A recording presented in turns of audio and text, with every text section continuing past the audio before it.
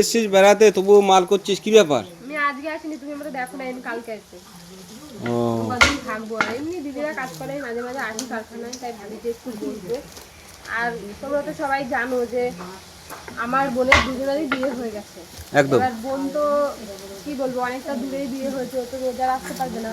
আর আমার যতই কাছে বিয়ে হোক, আমিও তো রোজ আসতে পারি না। না না। কিন্তু মাঝে মাঝে আসি, সপ্তাহে 1-2 বার করে আসি। হ্যাঁ।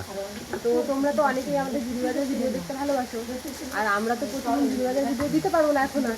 না না, আর আর তো দিতে পারবি না, যেহেতু তোর বিয়ে হয়ে গেছে, তাহলে কি করে দিবি বোনেরও তুই? বিয়ে হয়ে গেছে, এই মাঝে মাঝে আসলে দিদিবাদের ভিডিও করবো, আর ভবিষ্যতে যদি কোনোদিন আমরা নিজেরা কাঠামো করি তখন দেওয়া যাবে। তো এই বাপ্পাদা আমাদের দিদিবাদের ভিডিও করবে। অমিত মন্ডল। হ্যাঁ, ওই তো অমিত মন্ডল, ফেসবুক পেজের নাম।